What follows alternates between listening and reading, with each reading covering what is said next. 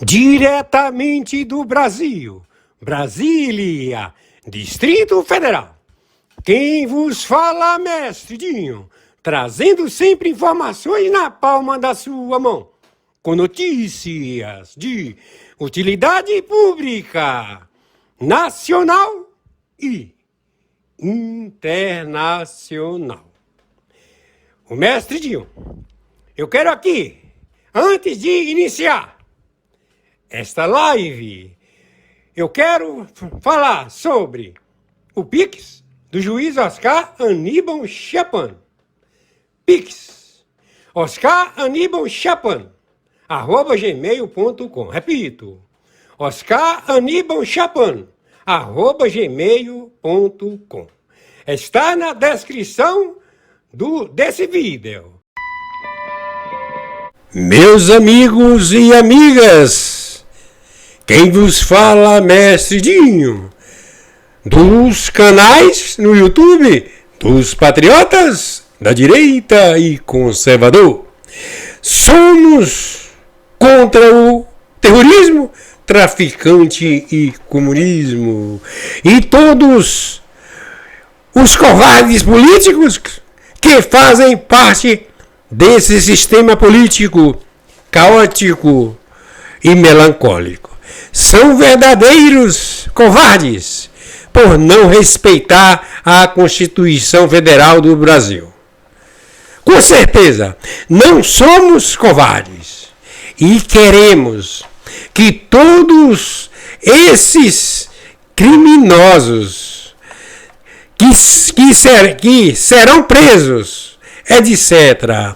Em seguida, vamos assistir a live do juiz Oscar Aníbal Chapan, a voz da verdade. O juiz Oscar Aníbal Chapan é um juiz arbitral, corregedor, um juiz internacional interventor, que tem coragem para dizer o que esses terroristas, traficantes e comunistas, tudo aquilo que eles são. E por isso, o juiz Oscar fala o que deve. E o povo de bem gosta que ele fala a verdade contra esses covardes. Esses covardes, eles não são inteligentes. Porque quem são as pessoas que são inteligentes? O que acontece? Nós queremos o quê? Democracia. E os covardes, eles não querem democracia porque eles não têm competência para se eleger, para administrar um país. E há muito tempo que é a mesma ladainha, como diz o velho ditado, né? É a mesma fala, a mesma incompetência, com perseguições e desrespeitando um país. Portanto, meus amigos e amiga, agora vamos assistir agora, na sequência, a live do juiz Oscar Aníbal Chapan. Hoje, dia 30 de março do ano de 2025. Mestre Dinho vai repetir a data de hoje. 30 de março do ano de 2025. A seguir, juiz Oscar Aníbal Chapan. Muito bom dia, 30 de março, domingo, 30 de março de 2025, horário 10h44.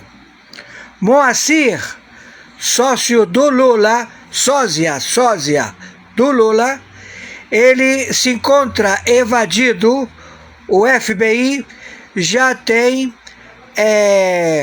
toda a identificação que se trata de um plágio, e ele está em fuga para a China. Ele não retorna ao Brasil. Luiz Inácio Lula da Silva, ou seja, óbito, ele morreu. Luiz Inácio Lula da Silva morreu. Quem está ocupando esse DEFAL, esse estelionato político, esse impostor, esse espia da China, Moacir e a Janja, ele viaja para a China, ele não retorna ao Brasil. A Janja foi convidada pelo Macron a se evadir do Vietnã. Quando chegou no Japão, ela foi chamada para dar fuga. O Macron para dar fuga ao sósia do óbito Luiz Inácio Lula da Silva. Então, Luiz Inácio Lula da Silva, ele é falecido. Quem ocupa a presidência da República Federativa do Brasil é um impostor, é um espião da China. O nome dele é Moacir, ele está prófugo. Ele fugiu para a China e não retorna para o Brasil. Ele não retorna para o Brasil. O FBI, a Interpol, tem captura do Moacir. Moacir, o plágio, Moacir, sósia do Lula, ou seja, ele é um facsímil, ele é o impostor, ele ocupou a presidência da República Federativa do Brasil. Ele, conjuntamente com o seu corpo de ministros, todos serão presos. Estamos determinando ao Exército, a Marinha Aeronáutica, a contra-espionagem, a Polícia Federal, Polícia Civil, Polícia Militar, as autarquias. Quem está falando aqui é o senhor Oscar Aníbal Tchapano, árbitro. Hoje, dia 30 de março de 2025, Moacir, ele já foi identificado. Ele não é o Lula. O Lula morreu e fugiu para a China. Estão entendendo o que eu estou falando? Então, ele se evadiu. Ele tem captura pelo FBI, captura pela Quarta Frota. Ele se encontra fugindo para a China. Ele não retorna para o Brasil. Todo o corpo de senadores, 29 partidos, governadores, prefeitos, todos estão com prisão. O partido, o PT, já estão todos presos. Eles estão também o terrorista que foi alforriado. Também o pleno da corte, como é que é o nome? O Daniel, o nome José Dirceu. Todos eles serão presos imediatamente, como também os partidos políticos de esquerda, o PT, o PSOL. Todos eles já estão com a prisão determinada. É ordem do cargo da intervenção pelo Tribunal Penal Internacional. Quem está falando é o senhor Oscar Aníbal Tchapano, interventor pelo Tribunal Penal Internacional. Luiz Inácio Lula da Silva, ele faleceu, ele é óbito. Quem ocupou a presidência da República foi o Moacir. O FBI já o identificou. Ele se evadiu. Ele não retorna para o Brasil. Ele foi para a China. E todos os seus ministros, os senadores, os deputados federais, todos estão mancomunados com este DEFAL, com este crime bárbaro contra a população da República Federativa do Brasil. ele se evadiu. Aqui não estão mostrando absolutamente nada, mas ele já se evadiu. Ele se encontra prófugo, o Moacir. Ele fugiu para a China. O FBI, a Interpol, 60 agências de inteligência estão com a captura desse mequetrefe filho de uma puta chamado Moacir. Se fez passar pelo Lula e todo o corpo de ministros. Então, o Brasil está interditado pelo cargo arbitral do Tribunal Penal Internacional, arbitragem internacional. Quem está falando é o interventor, o senhor Oscar Aníbal Chiappano, árbitro internacional. Estamos já determinando o Supremo Tribunal Militar, a generala, que imediatamente solte o general 4 estrelas e coloque ele no campo de batalha, a defesa da República Federativa do Brasil. Entenderam? Estamos em guerra nuclear. O Luiz Inácio Lula da Silva, ele morreu. E quem está no lugar dele é o Moacir. O FBI, 60 agências de inteligência, todos estão caçando esse filho de uma puta. Entenderam? Não tem governo na República Federativa do Brasil. Ele já se evadiu. Ele fugiu para a China. Por favor, viralize isto. E eu tenho que dizer, o meu Pix de sobrevivência é meu e-mail, oscaranibalchiappano@gmail.com, Mercado Pago. É a plataforma Banco Mercado Pago. O meu Pix, oscaranibalchiappano@gmail.com. A plataforma Banco Mercado Pago. Meu CPF 510 466 447 34. Banco Mercado Pago. Por favor, nos ajudem e viralizem isto o máximo possível.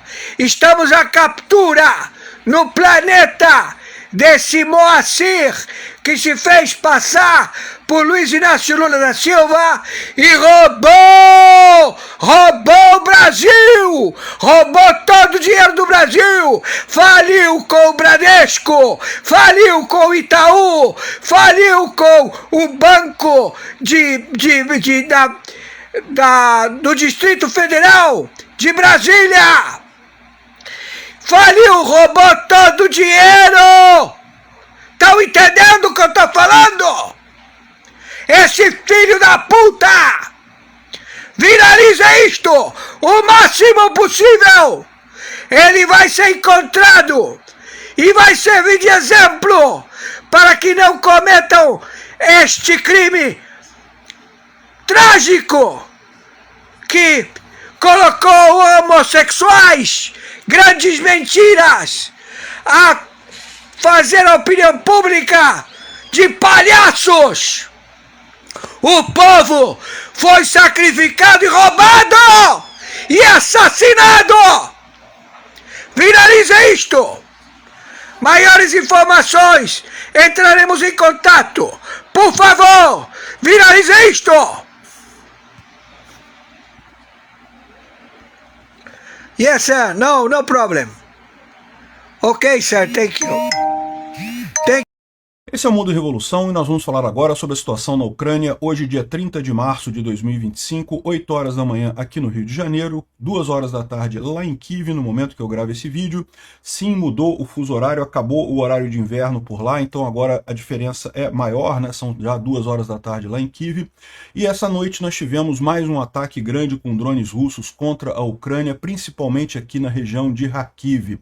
A gente também teve um balanço sobre o ataque de ontem na região de Poltava, em que os russos atingiram a área de energia, a infraestrutura de energia da Ucrânia, né? Como vocês sabem, em tese, está acontecendo um cessar-fogo em ataques de energia, mas é lógico, como era esperado, os russos não estão cumprindo, né?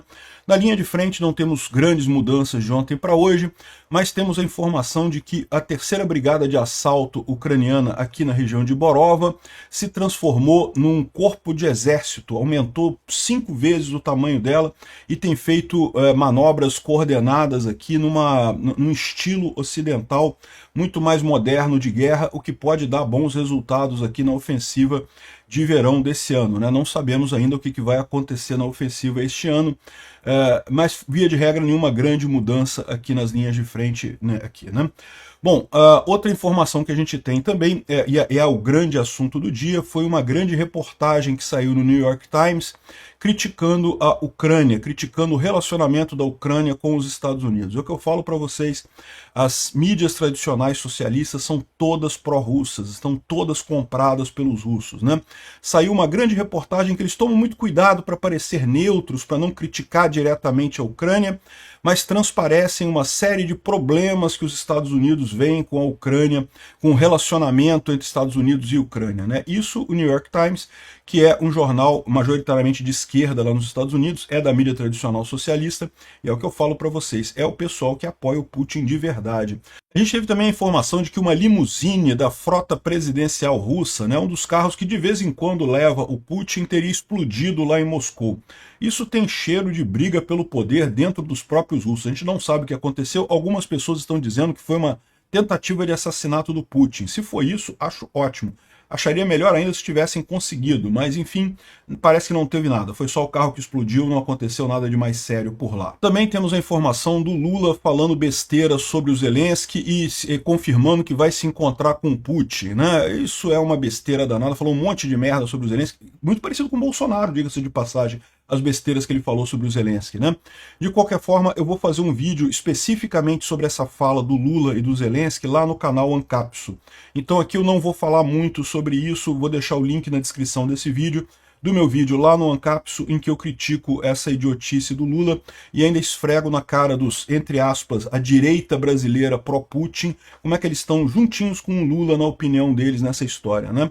Bom, vamos falar sobre esses e outros assuntos em detalhes. Essas notícias foram sugeridas por Magnus Carlsen, Tigresa VIP e Anão Pistolinha e várias outras pessoas. Obrigado aí ao pessoal que sugeriu notícias lá no nosso site, no wrevolving.com.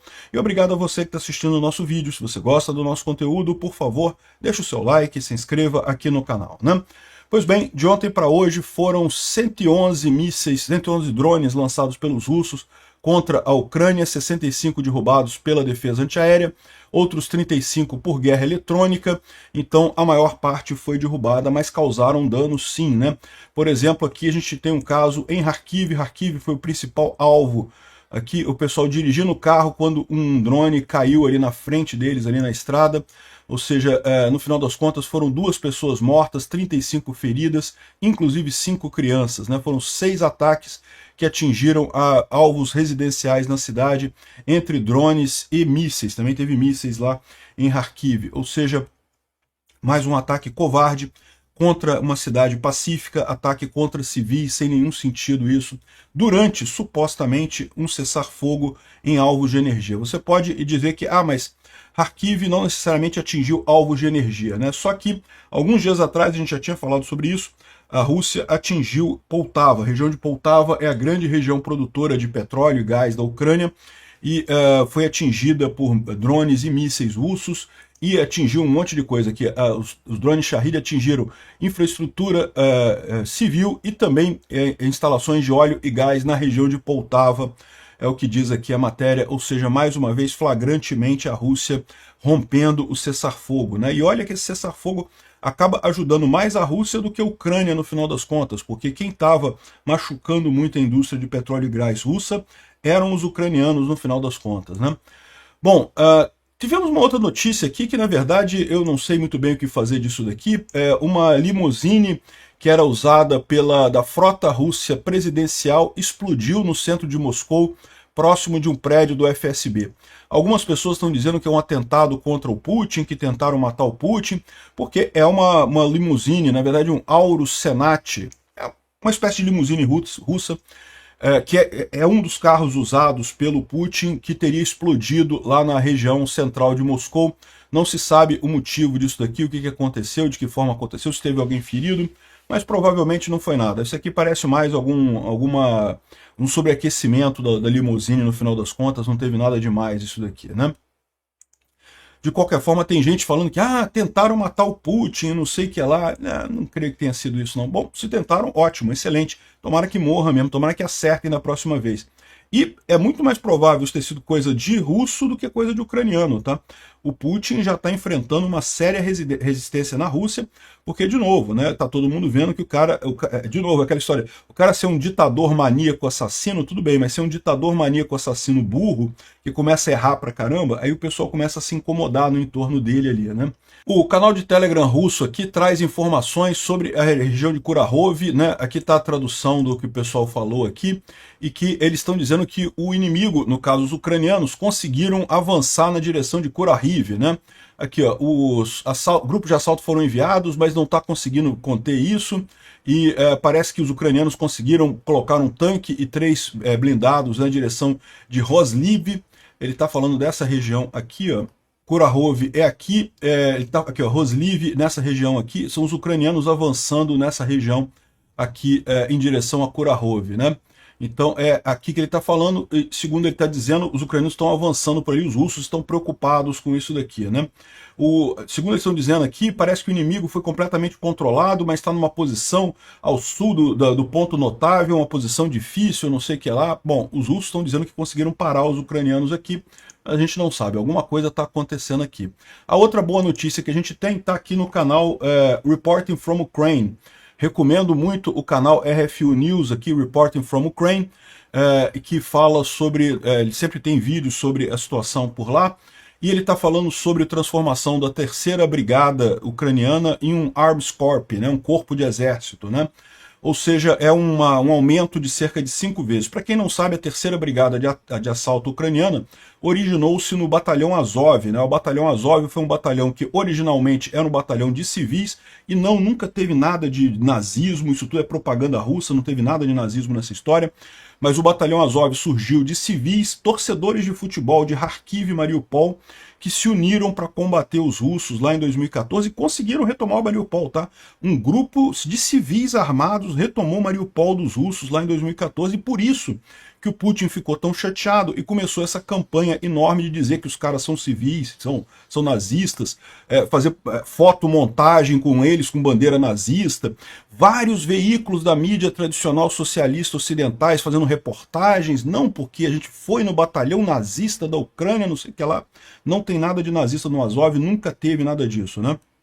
Inclusive tem um vídeo lá no Visão Libertária, em que eu destaco toda essa história do Batalhão Azov, um batalhão civil, que aí depois foi incorporado dentro do exército ucraniano, se tornou uma divisão, um batalhão dentro do exército ucraniano, e foi crescendo, né? E agora passou de regimento a corpo de exército, aumentou 5 vezes de tamanho e está fazendo manobras bastante avançadas na região de Svatov, né? Então tem aqui o pessoal mostrando aqui os exércitos que eles fizeram, eles tomaram Nadia, a gente anunciou isso já há alguns dias, a tomada de Nadia, mas segundo eles estão dizendo, isso foi só um exercício, o pessoal está só se exercitando para fazer as operações mais avançadas nesse fronte por aqui. Isso é uma boa notícia, eles estão todos focados nas técnicas ocidentais de combate, o que é uma coisa muito positiva, né? A gente vai falar daqui a pouco sobre a grande briga dentro do exército ucraniano. O New York Times trouxe exatamente isso, né? Um monte de briga interna, justamente entre o modelo soviético e o modelo ocidental, né? E é uma boa notícia saber que o exército ucraniano está se ocidentalizando cada vez mais, né? Apesar das tentativas do New York Times de desacreditar esse movimento. Bom, a gente tem algumas imagens aqui mostrando algo que a gente falou nos últimos dias, que são os ucranianos destruindo drones que destroem outros drones russos, né? Então aqui a gente tem 2 drones ala russos e Supercam sendo destruídos por drones kamikazes ucranianos, né? Então tá aqui, são drones de vigilância, são drones muito caros, drones muito importantes, porque são drones que fornecem informações para outros ataques, e estão sendo destruídos pelos drones ucranianos aqui. E aqui um outro caso de um outro drone ucraniano usando armas para derrubar drones. Então aqui ele não está, o drone está ali, ele é fuzilado e atingido e derrubado pelo outro drone. Então esse aqui não é um drone suicida, ele derruba outro drone e volta para casa, né? É cada vez mais avançando essa guerra dos drones, cada vez mais se tornando uma guerra de drones mesmo, né? Bom, o Instituto para Estudo da Guerra fala sobre... Eu tenho que melhorar minha dicção. O pessoal tem falado que eu falo Instituto para Estudo da Guerra muito enrolado. Vou tentar falar mais claramente. Até porque, agora que os meus vídeos estão sendo traduzidos para o inglês, é importante eu ter uma dicção um pouco melhor. Vou tomar um pouco mais de cuidado com isso. Bom, oficiais ucranianos e americanos continuam a negociar termos de um cessar-fogo temporário no Mar Negro. A gente falou sobre isso, diz o Trump que continua avançando essa proposta, eu sou cético, acho que não vai sair nada, vamos ver o que sai disso daí. Mas o fato de eu achar que não vai sair nada é porque aquilo que eu falei para vocês. Nada interessa, nenhum meio termo interessa para o Putin.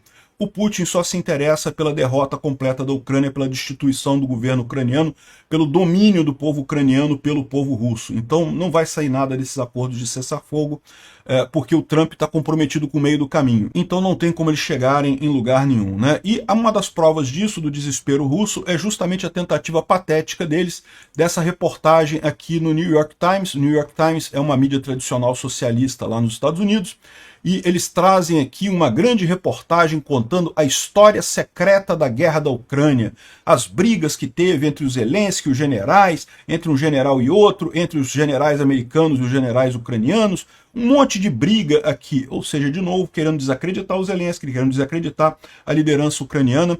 Muitas das coisas que eles falam aqui é apenas exagero de coisas que realmente aconteceram. Aconteceram? Sim, aconteceram. Mas eles colocam como se fosse uma briga, como se fosse uma traição.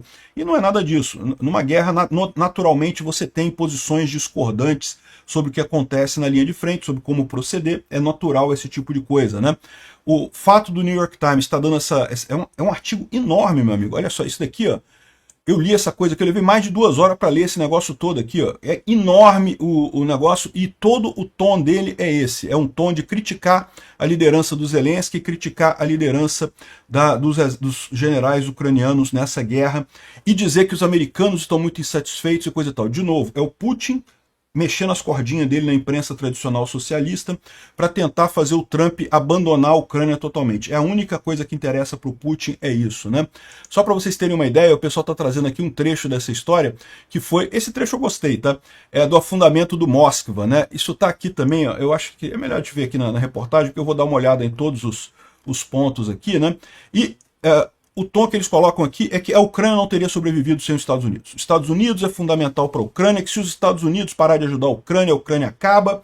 Esse é o tom que eles colocam aqui, que é tudo necessário, que foi um trabalho a 4 mãos, e isso é justamente a narrativa russa, de que estão brigando com a OTAN, estão brigando com os Estados Unidos, que a Ucrânia sozinha já teria perdido a guerra, o que é falso. A Ucrânia segurou os russos até junho de 2022 sem ajuda nenhuma ocidental. Ah, tinha Javelin. Porra, Javelin, cara.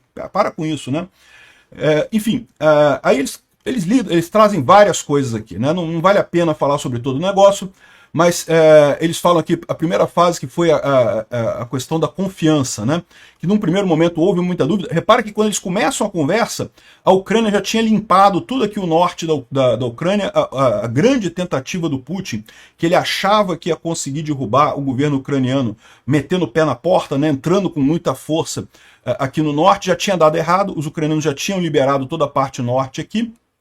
É aí que os Estados Unidos começaram a entrar nesse processo, né?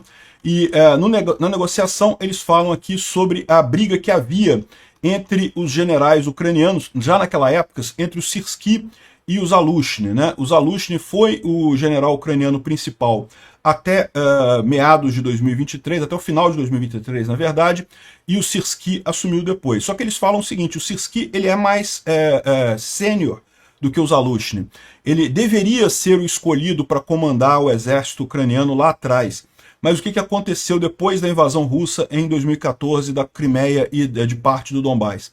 O Zelensky, na verdade, na época, o Poroshenko, ele queria que o exército ucraniano se ocidentalizasse. A Ucrânia tomou essa decisão de ocidentalizar o seu exército porque sabe que usar as técnicas soviéticas nunca conseguiria ganhar da Rússia numa nova tentativa de invasão russa, no que estavam absolutamente corretos. Foi um dos grandes erros do Putin. O Putin achou que quando invadisse Kiev aqui, que ia encontrar a mesma facilidade que encontrou quando invadiu a Crimeia. Ele conseguiu invadir a Crimeia muito fácil. Por quê? Porque o exército ucraniano era um exército muito soviético ainda, muito ligado ao modo de guerra soviético e, portanto, previsível para os russos, né? Nesse meio tempo, de 2014 até 2022, o exército foi modernizado, um monte de coisa foi alterada, um monte de técnicas novas foram aprendidas, e justamente muito nessa ideia de ocidentalizar o exército. O Zaluzhny é o cara que era a novidade, era o cara que ocidentalizava mais a coisa. O Syrskyi é um cara mais tradicional. Não estou dizendo que é melhor ou pior. De novo, esse tipo de coisa é natural. É lógico que num grande exército, numa grande companhia, você vai ter um monte de pessoas que pensam diferente. Não quer dizer que eram brigados. Em momento algum teve briga. A matéria aqui fala que tinha uma disputa de egos e não sei o que. Ela coloca a coisa justamente como o Zelensky não tem controle sobre o próprio exército, porque brigou o Syrskyi com os Zaluzhny, não sei o que lá. Até que quando teve a falha na contraofensiva de 2023, ele substituiu o Zaluzhny pelo Syrskyi, né? Foi o que aconteceu de fato. Mas, segundo eles dizem aqui, a culpa da falha foi do Syrskyi, porque o Syrskyi queria botar tropas em Bakhmut, né? Enquanto os ocidentais e o Zaluzhny queria focar tudo em Melitopol. Enfim, a matéria é bem chata nesse aspecto de criticar, e ainda diz que traíram os americanos em várias situações, que exigiram coisas. E aí, uma das coisas que eles contam aqui como grande traição, essa questão do Moskva, né? Em meados de abril de 2022, 2 semanas antes de começarem as conversas entre russos e ucranianos, né, ainda estava construindo a confiança para trabalharem juntos, aconteceu, no meio de uma chamada, um oficial sênior disse, estava conversando com os ucranianos e estavam fazendo reconhecimento no Mar Negro. E aí viram o Moskva. E os americanos falaram, olha lá, ali o Moskva. Aí os ucranianos falaram, oh meu Deus, que bom, obrigado, tchau. E foram lá e afundaram o Moskva. Ou seja, o que ele está dizendo aqui é que os ucranianos meio que traíram os americanos, que os americanos não era para terem atingido no Moskva, os americanos não sabiam que eles tinham capacidade sequer de atingir o Moskva, né? O afundamento do Moskva foi um sinal de triunfo, uma mostra da habilidade ucraniana, porque foi usado o Neptune, um míssil desenvolvido 100% na Ucrânia, e o episódio também refletiu nessa briga, nesse relacionamento falso entre Ucrânia e América, que teve uma briga ali. Os americanos ficaram nervosos porque os ucranianos não avisaram para eles que iriam atirar. Por que precisava avisar? Nesse momento não tinha acordo nenhum ainda, como ele próprio está falando aqui. Foi a fase inicial de negociação, que eles estavam ainda negociando como é que seria a parceria entre ucranianos e americanos. Por que tinha que avisar, pô? E a administração Biden não tinha intenção de permitir que os ucranianos atacassem um símbolo potente da poderio russo, e os ucranianos foram lá e derrubaram. Porra, que troço é esse? É o que eu falo para vocês, a palmolescência do Biden, putz, não posso usar mais esses termos agora, né? Porque se vai traduzir para o inglês, como é que o tradutor vai traduzir palmolescência? Essa hesitação do Biden, esse medo do Biden, né, de provocar os russos, foi grande parte do problema, né? E que muito diz que continua, né? Isso já vinha com Obama, esse medo de enfrentar os russos, e continua com Trump agora. Não mudou em nada esse respeito desmedido pelos russos, que na verdade não tem motivo de ser. A Rússia é um país quebrado, que não tem chance nenhuma, militarmente está ferrada. E ele continua contando aqui como é que teve toda essa briga, sempre do Syrskyi e o Zaluzhny brigando, e depois começou a ajuda militar americana pelos M777, que são os obuses, né, os obuseiros, e de fato foi a primeira arma que chegou. Depois chegaram os HIMARS. Cara, é uma coisa bem detalhada contando aqui. Aí os ucranianos conseguiram livrar aqui Kharkiv e livrar Kherson. Mas mesmo nisso daqui, eles falam que teve desentendimento, porque uns queriam continuar aqui em Kherson, e os americanos não queriam, e queriam fazer outras coisas, e não sei o que lá. Dá a entender que os americanos proibiram os ucranianos de atravessar o Dnipro e ir até a Crimeia. Aí os americanos falam que não. Ou seja, eles colocam tudo isso aqui como se fosse uma grande briga, né? E dão a entender que o Zelensky não tinha controle. O Zelensky estava ali sentado sem controlar nada, os generais fazendo as coisas que queriam e não sei o que lá. De novo, qual que é o objetivo dessa grande coisa aqui, né? Assim, por um lado você tem legal a explicação do que aconteceu, de muita coisa aqui é verdade, tem base na realidade, mas há claramente um exagero no termo de briga, no termo de conflito entre as partes aqui, claramente visando influenciar o público americano. Por quê? O que aconteceu? Como a gente viu, o Trump entrou querendo bater na Ucrânia, só que ele tentou bater na Ucrânia, bateu no muro, porque percebeu que a população, que a opinião pública americana é radicalmente contrária a isso, até os republicanos são contra isso. Aí, ou seja, ele teve que voltar atrás, teve que ir para o meio termo. E para o meio termo não interessa para o Putin. O que o New York Times está tentando aqui? Está tentando de novo tentar convencer os americanos a abandonar a Ucrânia para que o Trump possa abandonar a Ucrânia e assim atender ao Trump. Né? É um absurdo essa matéria aqui. Aí ele conta outras coisas, fala sobre o ataque naquela escola 19 ali em Makivka, né, que foi na virada do ano de 2022 para 2023. A gente falou sobre isso aqui no canal também. Fala sobre a ofensiva aqui em Tokmak, em direção a Melitopol, que, segundo ele diz aqui, a culpa por não ter funcionado foi do Syrskyi, que queria também tomar Bakhmut, e aí desviou tropas daqui para Bakhmut, e aí acabou atrapalhando o avanço ali.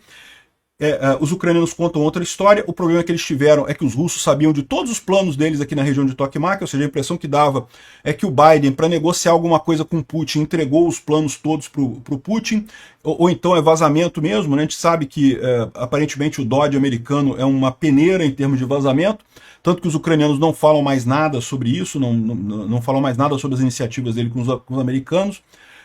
E como os russos sabiam todos os movimentos ucranianos aqui, aí é lógico que foi fácil eles impedirem esse movimento, né? Outra coisa que eles falam aqui é que o ataque em Kursk, aqui, ó, foi uma quebra de confiança, porque os ucranianos não avisaram os americanos, e que quebraram a confiança dos americanos ao invadir Kursk com equipamento americano, sem avisar os americanos, sem pedir por favor, sem pedir com licença. E aí, ou seja, o que acontece nessa história, né? Exatamente, foi o fato de que quando falaram com os russos onde é que seria o ataque aqui, os americanos vazaram tudo para os russos, dessa vez eles fizeram um ataque sem vazar nada para os americanos, né? E aí os americanos não vazaram para os russos, os ucranianos conseguiram a iniciativa aqui em Kursk, muito bem feita no final das contas, né? E estão tratando aqui como uma quebra de confiança, porque tadinho, nós não sabíamos, russos, desculpa aí, os ucranianos que fizeram essa maldade de invadir Kursk, nós americanos somos inocentes, a gente não sabia disso, eu não sei o que lá. Chega a ser patética essa matéria aqui do New York Times, né? Não vai ter o efeito que eles esperam, mas não deixa de ser uma discussão interessante aqui sobre os ataques ucranianos e coisa e tal, sobre como é que foi toda a gestão dessa guerra, só com um tom muito crítico à Ucrânia. E esquecem de mostrar que, na verdade, do lado russo a confusão foi muito maior, né? Os russos esperavam resolver essa guerra em poucas semanas, é óbvio que eles esperavam isso. E se ferraram completamente nisso daqui. Estão hoje numa posição muito pior do que estavam lá atrás. Bom, o Next está trazendo a informação de que talvez Kiev tenha que escolher ou a influência americana ou o controle russo. Só que a influência americana que ele diz aqui, eu não tenho dúvida nenhuma que se a Ucrânia vai escolher entre influência americana e controle russo, vai escolher a influência americana, não tem dúvida. Agora, o acordo de minerais é muito pior do que isso. Caralho, usaram uma coisa de inteligência artificial aqui, feia pra caramba, né? A mão do Trump de coisa aqui. Bom, enfim. O fato é que isso quem está dizendo é o Independent, né? O The Independent. Porque os americanos querem todos os minerais da Ucrânia e coisa e tal. Isso aí não é aceitável, pô. Não, influência americana é uma coisa. Isso eu acho que Kiev não teria problema nenhum com influência americana. Outra coisa diferente é dar tudo da Ucrânia para os Estados Unidos. Aí é outra coisa, né? Bom, e por outro lado a gente tem essa matéria que saiu aqui sobre as dificuldades que Moscou está tendo no início de 2025 com a indústria manufatura. A gente alertou para isso lá atrás. O que está acontecendo? O Putin colocou o Estado russo em forma de máquina de guerra, economia de guerra. Isso é uma coisa muito positiva, você consegue obrigar todas as empresas a produzir coisas para a guerra, não precisa pagar, não precisa livre mercado, não precisa nada, você dá ordem para produzir. Só que isso não dura muito tempo. Como todo comunismo, depois de um tempo as empresas começam a quebrar. E a gente teve notícias de empresas que não estavam recebendo do governo russo, ou empresas que estavam tendo que trabalhar com prejuízo, e no final das contas as empresas quebram. Chega uma hora que elas não conseguem, não é uma questão de você dar ordem para a pessoa fazer, ela simplesmente não consegue mais se levantar, não consegue mais fazer as coisas, né? Não basta a ordem. A economia de guerra funciona bem por um período. Os russos usaram justamente o ano de 2024, esse período todo. No final do ano já começou a parecer que essa economia de guerra russa está quebrando, está indo para o buraco. Os ucranianos podem fazer isso agora, podem determinar a economia de guerra na Ucrânia, vai pegar os russos desprevenidos nesse momento. Não sei se é isso que eles vão fazer. Mas enfim, o fato é que as fábricas de Moscóvia, Moscóvia é como os ucranianos chamam a Rússia, né? Como estão chamando agora de forma depreciativa, e faz muito sentido, eu devia usar esse termo também, Moscóvia. Está mostrando aqui como é que tem um monte de problemas de produção agora na Moscóvia, né? E, inclusive, os propagandistas russos estão falando aqui como é que o objetivo de desmilitarização da Ucrânia, na verdade, funcionou em reverso, né? Ou seja, os russos queriam desmilitarizar a Ucrânia, no final das contas, a Ucrânia se militarizou com armas ocidentais de forma muito mais forte. Hoje tem um exército muito mais capaz do que a Rússia, no final das contas. Enfim, é isso daí. Deu errado essa coisa. E a propaganda russa em grandes mídias lá nos Estados Unidos não vai resolver o problema. Tenho certeza que esse relato aqui... O New York Times toma um cuidado danado para não criticar diretamente a Ucrânia, porque eles sabem que boa parte da audiência deles, que são os democratas, é favorável à Ucrânia em grande parte. Então, eles tomam o maior cuidado de contar a coisa com uma história. Estamos contando uma história e coisa e tal, mas é claramente crítico o termo deles, aqui é claramente crítico a coluna deles aqui, né? E bom, para terminar, só para lembrar vocês, o Lula falou um monte de merda sobre o Zelensky. Normal aqui, ó. Essa semana eu tenho um telefonema do Zelensky. Eu vou conversar. Eu espero que ele esteja preocupado com a paz, porque até então ele não estava. Ele achava que o Putin tinha que aceitar o acordo do jeito que ele queria. E não é assim. Ninguém é senhor da razão, ninguém pode impor sua verdade. Caralho, idiota, o Zelensky foi invadido, a Ucrânia foi invadida pela Rússia. Não tem esse negócio de, que tem que aceitar a verdade, coisa tem que aceitar o meio termo. Então se a Rússia invadir o Brasil, invadir a Amazônia, a gente tem que negociar também um meio termo com a Rússia, é isso? Que coisa mais idiota, né? Mas eu vou falar mais sobre esse caso aqui do idiota do Lula, lá no vídeo, lá no Ancapsu. Eu vou deixar o link na descrição desse vídeo aqui, para quem quiser ver o vídeo inteiro por lá. Primeiro que a minha mulher não é clandestina. Ela não faz viagem apócrifa. Ela faz viagem porque ela foi convidada para fazer uma viagem e não foi pouca coisa. Não foi pouca coisa. Ela viajou a convite do companheiro Macron para discutir a aliança global contra a fome e a pobreza. E eu fiquei muito orgulhoso quando ela foi lembrada pelo Macron e convidou ela para falar de um assunto que eu poderia ser convidado. Que poderia ser convidado de outras pessoas. E ela foi convidada e já fez o seu discurso com muita competência. Sabe? Ela tem trabalhado nesse negócio da Aliança Global contra a Fome até antes do G20. Ora, eu sinceramente, eu não respondo à oposição nesse assunto.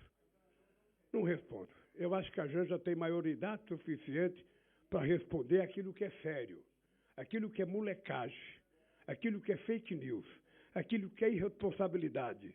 Sabe? Não precisa responder. A história vai julgar. Então, e a Janja foi oficialmente me representando. Ela não foi numa viagem escondida. Ela foi numa viagem me representando, saiu de Paris, ela queria vir para cá.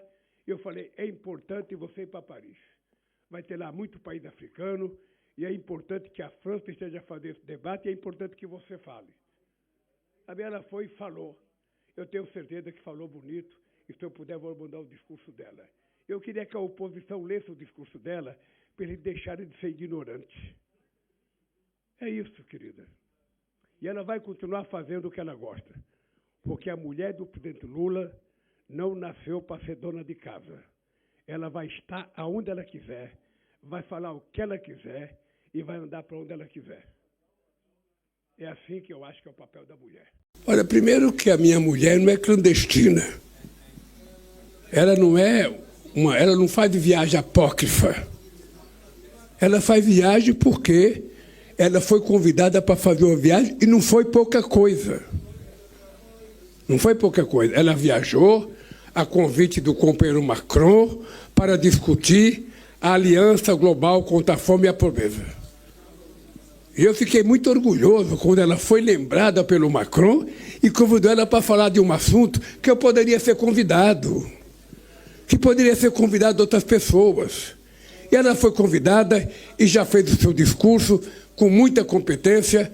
Sabe? Ela tem trabalhado nesse negócio da Aliança Global contra a Fome até antes do G20.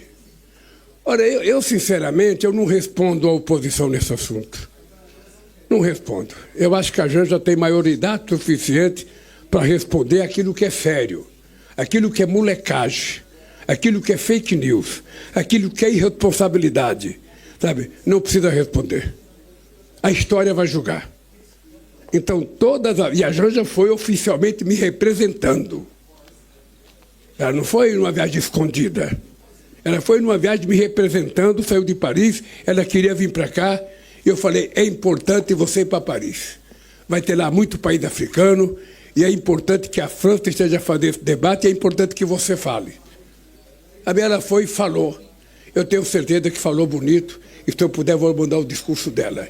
Eu queria que a oposição lesse o discurso dela, para eles deixarem de ser ignorantes. É isso, querida. E ela vai continuar fazendo o que ela gosta, porque a mulher do presidente Lula não nasceu para ser dona de casa. Ela vai estar aonde ela quiser, vai falar o que ela quiser e vai andar para onde ela quiser. É assim que eu acho que é o papel da mulher.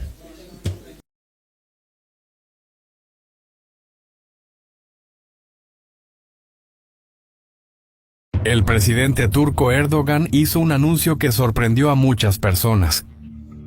Según él, Ucrania no solo merece unirse a la OTAN, sino que también necesita recuperar todos los territorios tomados por Rusia. Y cuando digo todos, me refiero incluyendo a Crimea. Lo sé, esto suena como otra declaración política, ¿verdad? Sinceramente, las cosas son algo más complejas. Verás, Turquía no es solo cualquier país. Estamos hablando del segundo ejército más grande de la OTAN, solo superado por los Estados Unidos.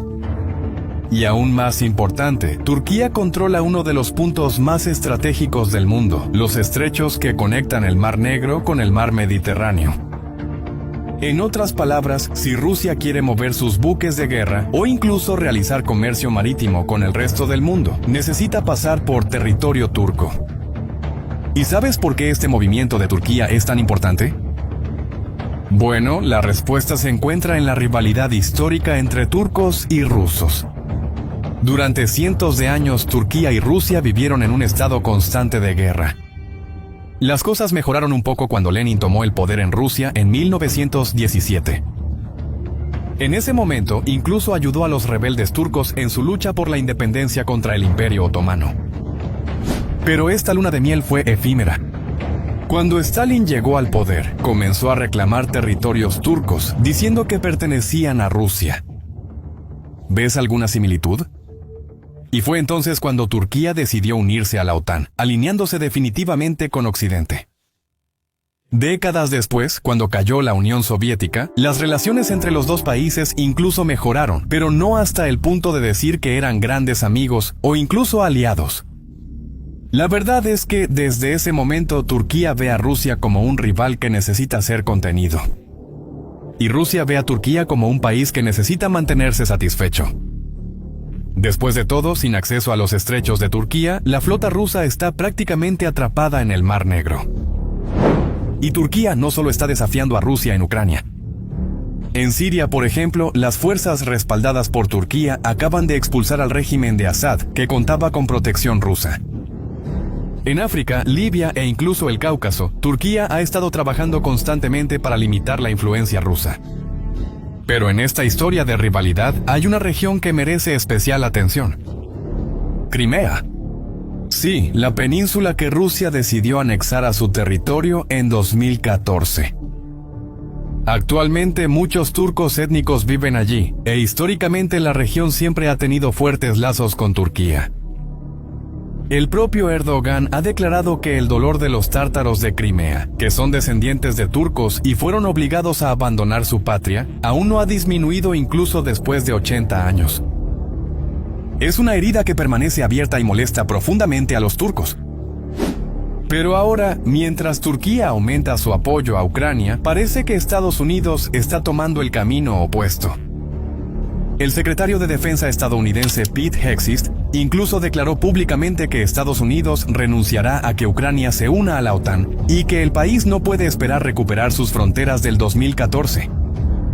¿No cree que la membresía de Ucrania en la OTAN sea un resultado realista de un acuerdo negociado?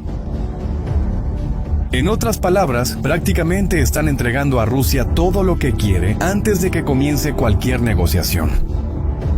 Esto ocurre en un momento crucial. Actualmente, Turquía se está aproximando más a la Unión Europea. Y si este enfoque tiene éxito, podría cambiar completamente el juego. Solo imagina, si Turquía se convierte en miembro de la Unión Europea, tendría que seguir todas las políticas del bloque, incluyendo las sanciones contra Rusia. Y aquí está la parte más interesante. Actualmente, Turquía es el tercer mayor importador de petróleo ruso en el mundo. Solo las refinerías turcas generaron alrededor de $750 millones en impuestos para Rusia, dinero que indirectamente ayuda a financiar la guerra. Como miembro de la Unión Europea, Turquía tendría que cortar este comercio. Pero eso no es todo. Turquía también tendría que hacer la vista gorda a los barcos rusos que pasan por sus estrechos. Para darte una idea del tamaño de este problema, solo en el 2023, alrededor de 39,000 barcos pasaron por el estrecho de Estambul. Como miembro de la Unión Europea, es probable que Turquía se vea presionada para realizar inspecciones más rigurosas en estos barcos, lo que podría retrasar significativamente el comercio ruso y aumentar sus costos. ¿Y sabes qué más? No sé si recuerdas, pero en 2017, Turquía compró el sistema de defensa aérea S-400 de Rusia. En ese momento, esta compra causó una gran crisis con los Estados Unidos y la OTAN. Los estadounidenses expulsaron a Turquía del programa de cazas F-35 e impusieron sanciones al país. Imagina si Turquía realmente se une a la Unión Europea. Ciertamente tendrían que cortar este tipo de cooperación militar con Rusia. Pero esta historia del S-400 tiene algunos giros importantes. ¿Sabes por qué Turquía quería comprar este sistema de defensa aérea ruso en primer lugar? Mira, este sistema nunca fue su primera opción. Originalmente los turcos querían comprar el sistema Patriot estadounidense, pero Estados Unidos se negó a venderlo. Peor aún, retiraron los sistemas Patriot que ya estaban instalados en el sur de Turquía. Con pocas opciones y una verdadera necesidad de mejorar sus defensas, Turquía terminó haciendo un trato con Rusia. El S-400 es uno de los sistemas de defensa aérea más avanzados del mundo.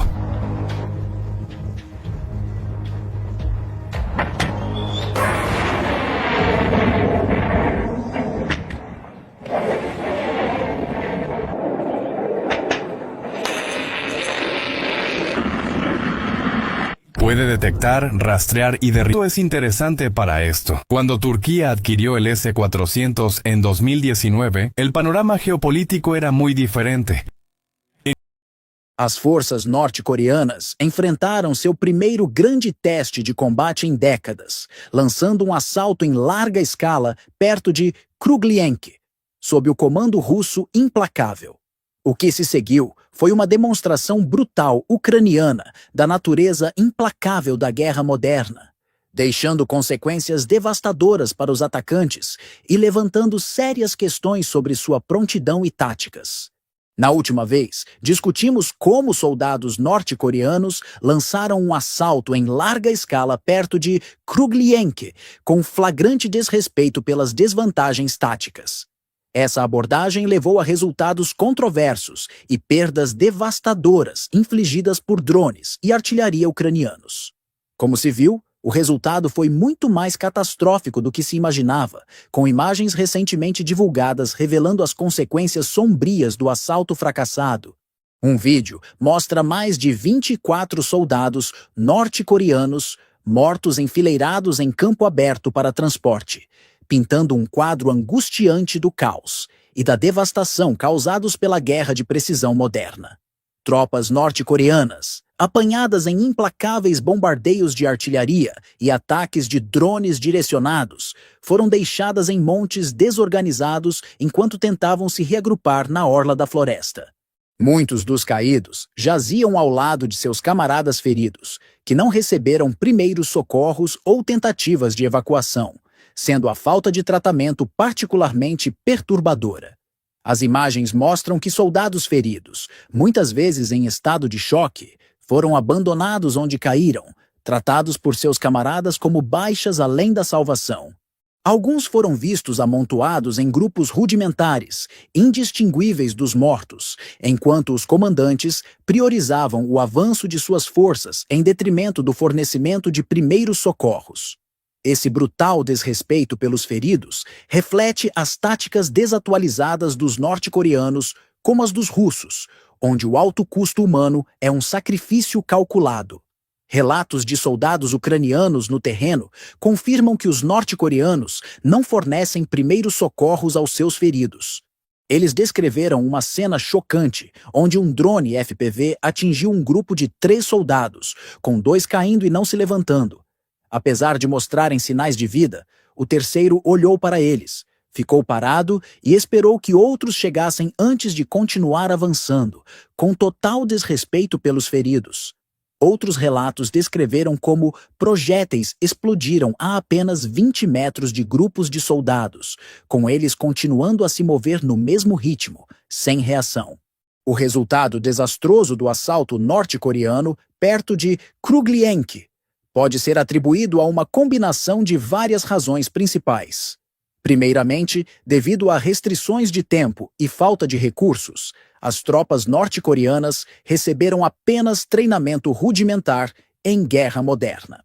As unidades encarregadas de sua instrução, as brigadas marinhas e VDV russas, estavam elas próprias degradadas por meses de pesadas perdas após inúmeros assaltos mal-sucedidos, com muitos instrutores experientes mortos ou incapacitados de outra forma. Isso resultou em soldados norte-coreanos despreparados sendo enviados para um conflito muito além de sua compreensão tática. Em segundo lugar, agravando ainda mais o desastre, estava o uso deliberado de norte-coreanos como bucha de canhão descartável pelos comandantes russos. Eles foram forçados a assaltos lentos, apenas de infantaria, através de campos abertos, sem apoio significativo de artilharia ou blindados. Instruídos a avançar em linhas através de densos campos minados, tornaram-se alvos fáceis para a vigilância de drones e fogo de artilharia ucranianos. As amargas condições de inverno apenas pioraram seu sofrimento, com o terreno gelado dificultando o movimento e tornando suas posições ainda mais conspícuas. Sem equipamento adequado e sem compreensão operacional básica, eles lutaram para navegar na neve e no gelo sob ataque implacável, como visto em mais vídeos publicados, lembrando as imagens históricas de assaltos soviéticos durante a Segunda Guerra Mundial. Um operador de drone ucraniano relatou que, em uma ocasião, um grupo norte-coreano ficou exausto de caminhar pelo campo sob fogo e sentou-se para descansar, obviamente ainda sem perceber o que há para temer nesta guerra implacável. No geral, as consequências do assalto marcaram uma primeira perda catastrófica para os norte-coreanos, que podem ter ajudado a estabelecer uma cabeça de ponte, mas expuseram sua incapacidade de se adaptar à guerra contemporânea. Esta operação, destinada a reforçar os esforços russos na região, serviu, em vez disso, como um forte lembrete do custo humano de táticas tão desatualizadas, onde os comandantes priorizam ganhos por atrito em detrimento da sobrevivência de seus soldados. Combinando isso com um treinamento insuficiente, um ambiente implacável e defensores ucranianos veteranos garantiu seu fracasso e perdas devastadoras. Londres acaba de firmar su sentencia. Abrieron fuego contra Rusia, o al menos eso es lo que ha confirmado desde el Kremlin. Obviamente, un fuego indirecto, bajo la fachada de Ucrania. La orden fue de los ingleses, asegura María Zakharova. Según fuentes del Kremlin, especialistas británicos introdujeron las coordenadas para el ataque de la estación de medición de gas de Sudka, en la región rusa de Kursk, lo que avivó aún más las llamas del enfrentamiento. Londres bajo la apariencia de apoyo a Ucrania, se encuentra en el centro de la tormenta, siendo señalada como el principal artífice detrás de los ataques a infraestructuras críticas rusas, y ahora la venganza podría ser terrible. Los detalles a continuación. ¿Y tú ya sabes de los informes especiales de prensa alternativa? Pues déjame decirte que están imperdibles. Este sábado 29 de marzo hablaremos de Occidente y Ucrania, la mentira que encendió la guerra. Informe especial llega a ustedes gracias a la membresía de Prensa Alternativa. Más información al final. Londres abrió fuego. Rusia lo ha confirmado y esto podría llevar a la guerra a niveles apocalípticos. En medio del caos de la guerra en Ucrania, donde las tensiones han escalado de manera imparable, el creciente ataque a la estación de medición de gas de Sudka en la provincia rusa de Kursk no ha sido solo un acto de agresión, sino una acusación directa hacia las potencias occidentales, particularmente al Reino Unido. Moscú no ha dudado en señalar a Londres como la mano que orquestó el ataque mediante la intervención de las fuerzas ucranianas. En las declaraciones de la vocera del Ministerio de Asuntos Exteriores de Rusia, María Zakharova, se señala que las coordenadas que guiaron el ataque fueron introducidas por especialistas británicos y que detrás de este ataque estaba la orden proveniente directamente de Londres. Esto no es solo un enfrentamiento entre Rusia y Ucrania, sino una escalada provocada por las decisiones estratégicas de las grandes potencias occidentales, particularmente un contexto donde los objetivos del conflicto parecen estar orientados más a desestabilizar a Rusia que a buscar una resolución pacífica. La acusación es clara. Según Zakharova, los ataques fueron llevados a cabo con el apoyo técnico de sistemas de satélites franceses, pero la dirección de los mismos provino del Reino Unido. La orden se dio desde Londres, afirmó rotundamente la vocera rusa, lo que eleva la gravedad de los hechos. Rusia no solo denuncia una violación a la tregua acordada entre Kiev y Moscú, sino que también observa este ataque como una muestra de la falta de voluntad política de Ucrania para alcanzar la paz. En su discurso, Zakharova recalca que a pesar de las promesas del presidente ucraniano Volodymyr Zelensky de adherirse a una moratoria sobre ataques contra infraestructuras energéticas, las fuerzas ucranianas no solo han ignorado dicho compromiso, sino que lo han violado repetidamente. Este ataque específicamente destruyó, de facto, una de las estaciones de medición de gas más importantes de la región, lo que agrava la crisis energética en Rusia.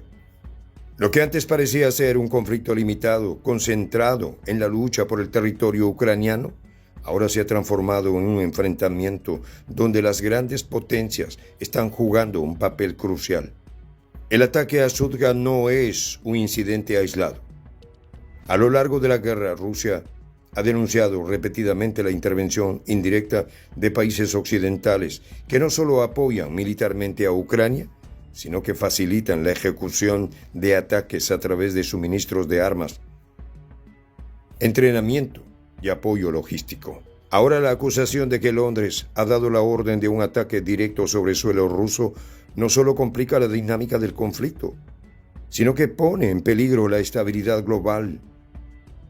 Este ataque y la acusación contra Londres se dan en un momento crítico, justo después de que ambos países, Rusia y Ucrania, hubieran acordado una tregua parcial para evitar ataques a infraestructuras energéticas, una iniciativa que había sido promovida por el presidente estadounidense Donald Trump.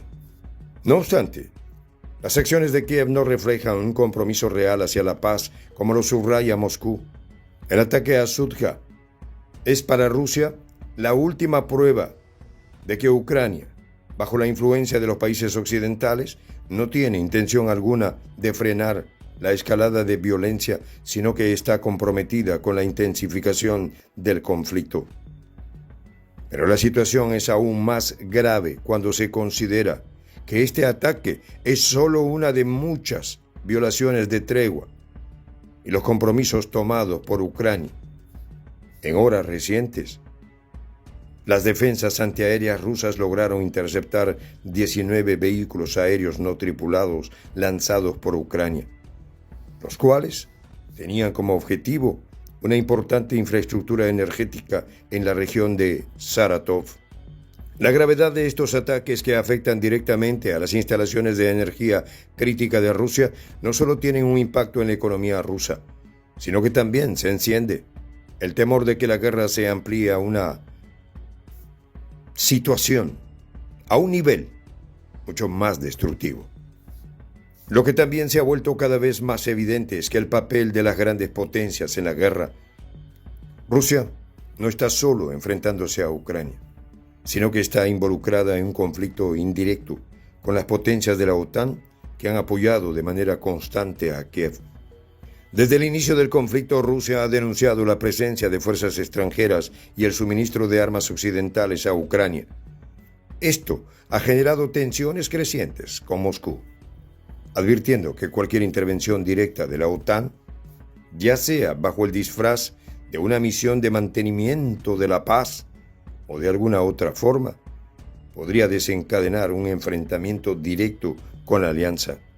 Las declaraciones de Zaharova sobre el potencial despliegue de tropas de la OTAN en Ucrania bajo la forma de una misión de paz son una advertencia directa a Occidente. Según Moscú, esta sería una forma de intervención militar encubierta, bajo el pretexto de mantener la paz, lo que podría agravar aún más el conflicto.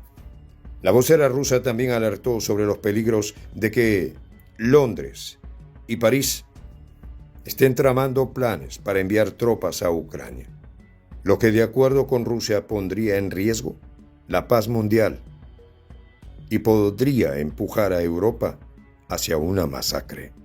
En sus palabras, los británicos son muy conscientes del peligro geopolítico que están creando, y la idea de una intervención militar internacional en Ucrania parece más bien un intento de expandir el conflicto a una escala mucho mayor.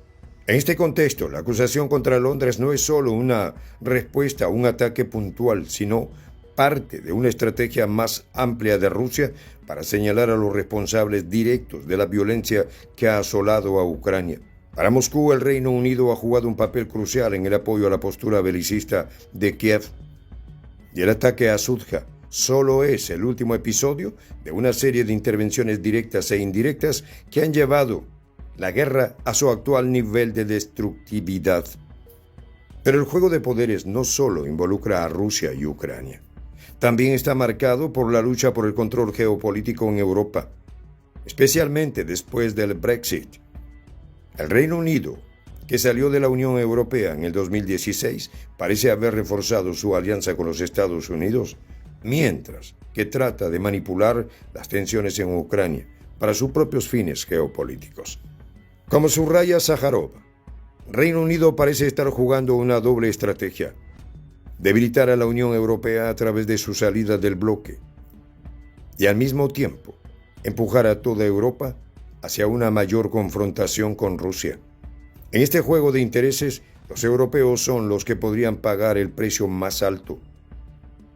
Este contexto más amplio de intervención extranjera, junto con la acusación directa a Londres por parte de Moscú, hace que el ataque a Sudja sea mucho más que un simple incidente aislado. Es una señal de que el conflicto podría estar entrando en una nueva fase. Una fase en la que las grandes potencias no solo están apoyando a Ucrania, sino que están directamente involucradas en la guerra. El hecho de que Rusia haya confirmado la participación de Londres en el ataque plantea un escenario peligroso, en el que las líneas entre un conflicto local y una guerra global se están difuminando rápidamente. Con las fuerzas de la OTAN al borde de entrar directamente a la contienda y con las acusaciones de Rusia apuntando hacia el corazón de los aliados de Kiev, la posibilidad de una escalada sin precedentes se vuelve más real cada día. La historia ha demostrado una y otra vez que los pequeños conflictos pueden escalar rápidamente cuando las grandes potencias se sienten amenazadas o arrastradas a ellos. Y este podría ser el momento en el que el conflicto en Ucrania se transforme en una crisis apocalíptica de proporciones incalculables. Que o Alexandre de Moraes é um mafioso, um bandido. Porque vocês imaginem como, depois do Alexandre sancionado e arregaçado, como vão reagir os outros ministros do Supremo Tribunal Federal a um projeto de anistia aprovado pelo Congresso, vetado pelo presidente e com veto derrubado pelo Congresso. Como reagiria? Com Alexandre sancionados, outros ameaçados, anistia aprovada, Bolsonaro pronto para concorrer, eu acho que a gente teria um país muito, mas muito diferente. Fala pessoal, sejam bem-vindos! Começando mais um vídeo recheado de informações importantíssimas. Mas antes, inscreva-se agora mesmo no canal, deixe o seu like e compartilhe esse vídeo com o máximo de pessoas. Assim você vai estar me ajudando demais. Giro na tela e notícias a seguir.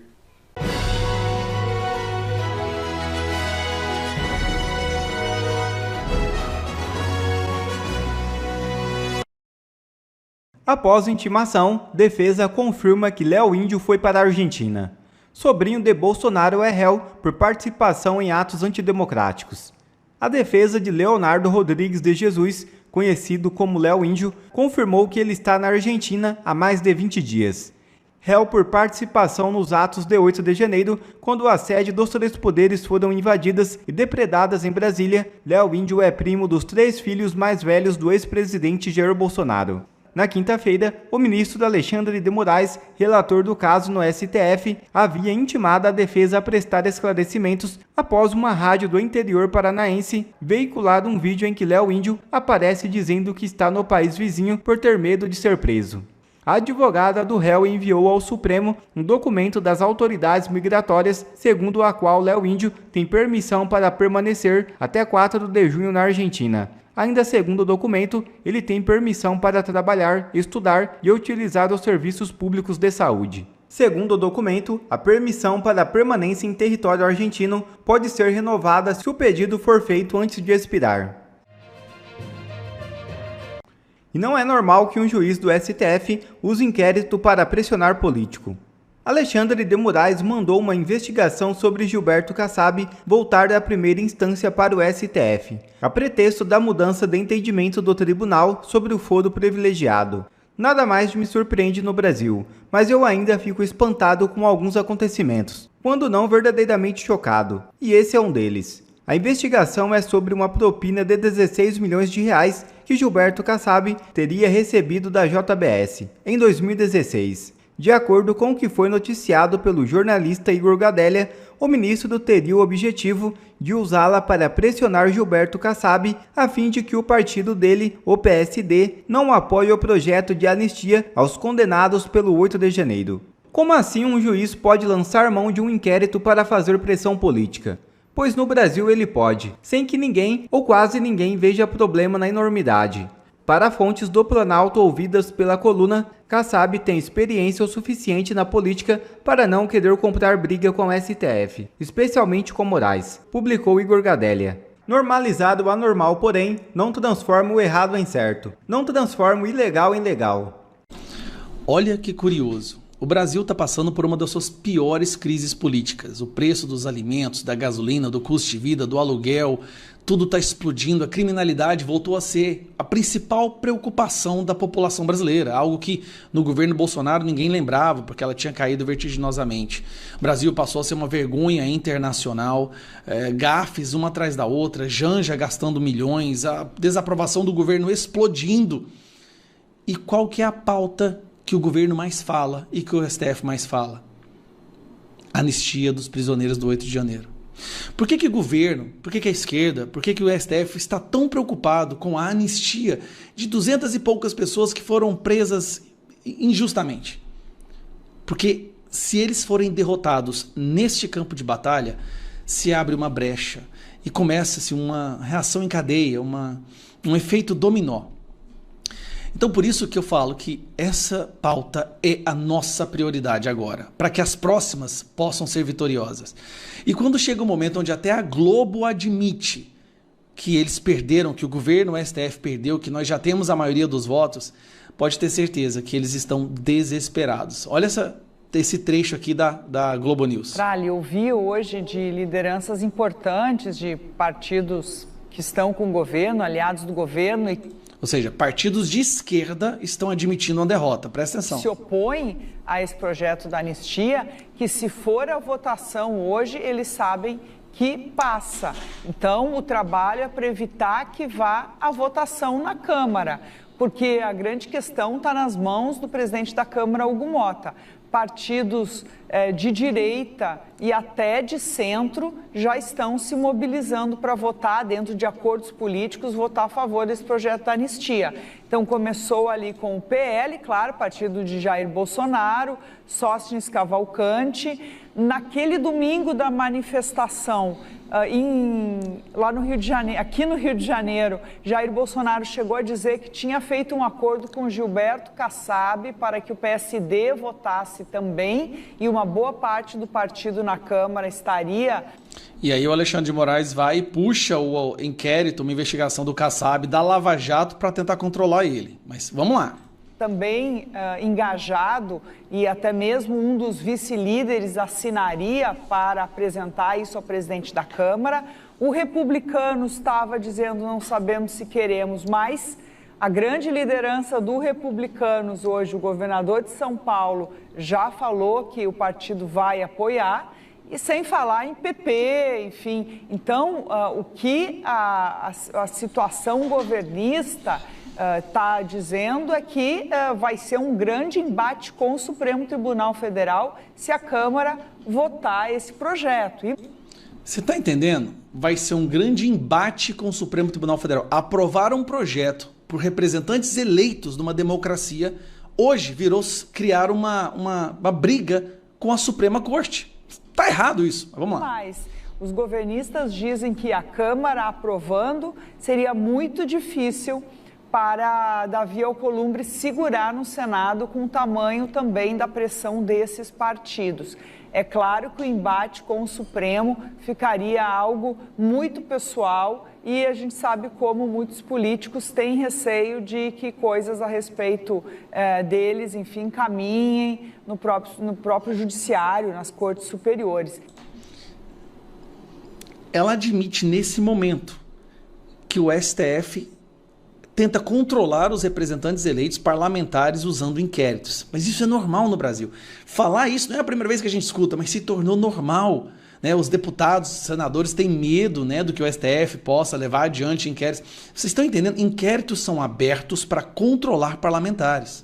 Um exemplo claro, o inquérito das fake news. Mas, de qualquer maneira, Tralli, esse é um pêndulo das questões de Brasília, que, dependendo dos acontecimentos, os projetos retornam à pauta com força, aí vem um novo acontecimento, eles caem por terra. Mas, neste momento, os próprios governistas dizem: se for a votação, aprova, e o trabalho hoje é para evitar que vá à votação. Semana que vem, isso vai ser um tema muito quente na reunião de líderes da Câmara dos Deputados.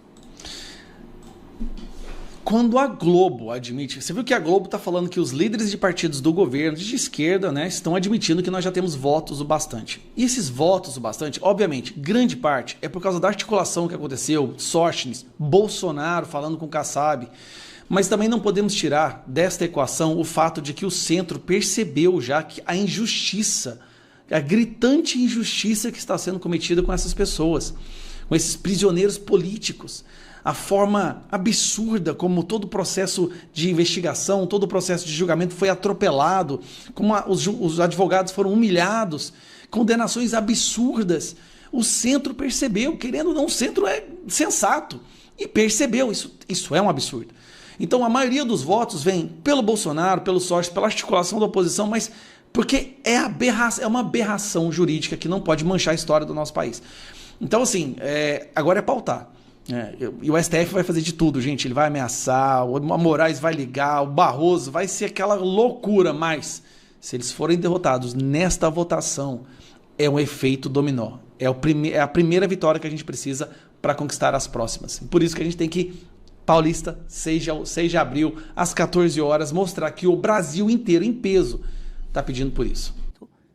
Sem essa pauta que eu penso que não só contamina o debate da eleição presidencial, como também a própria governabilidade, a própria atuação da Câmara e do Senado, já que o ano legislativo está apenas iniciando.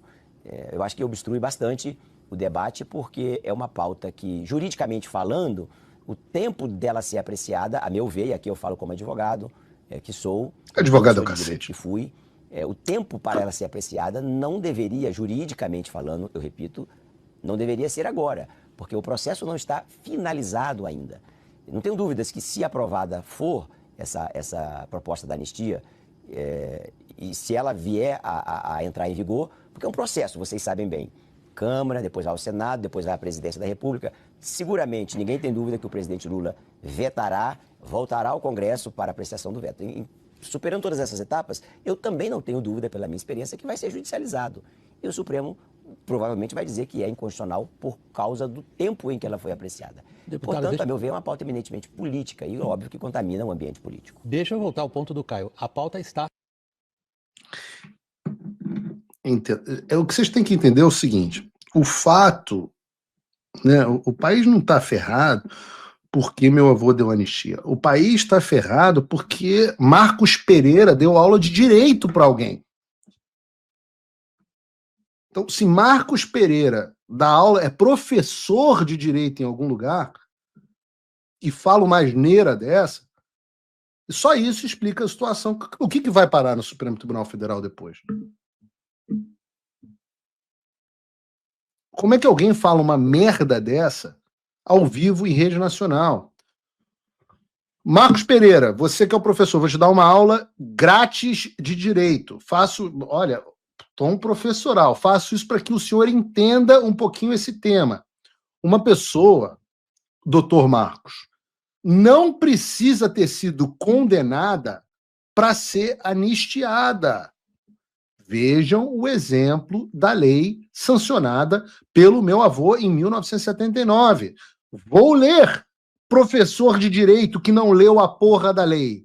O presidente da República, faço saber que o Congresso Nacional decreta e sanciona a seguinte lei. Artigo 1º. É concedida a anistia a todos quantos, no período compreendido entre 2 de setembro de 61 e 15 de agosto de 79, cometeram crimes políticos ou conexo com estes, crimes eleitorais, ao que tiveram seus direitos políticos suspensos e aos servidores da administração direta e indireta, de fundações vinculadas ao poder público, aos... Cadê aqui? Isso tá uma bosta.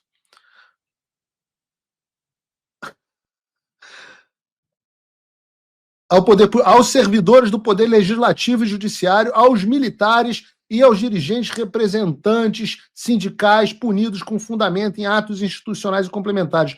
Ou seja, a anistia aqui, doutor Marcos, foi dada a todas as pessoas que entre 2 de setembro de 61 e agosto de 79 cometeram crimes políticos ou conexos eleitorais. Também se aplica o que tiveram seus direitos políticos suspensos e algumas outras categorias. Disso decorre, portanto, que a condenação judicial não é pressuposto à anistia. Basta que uma pessoa tenha incorrido em conduta definido como crime. Então você não precisa ser condenado, digamos, por abolição do Estado de Direito, etc., para que seja anistiado. A anistia é aos atos e não ao processo. Ela tem efeito no processo, mas ela é aos atos.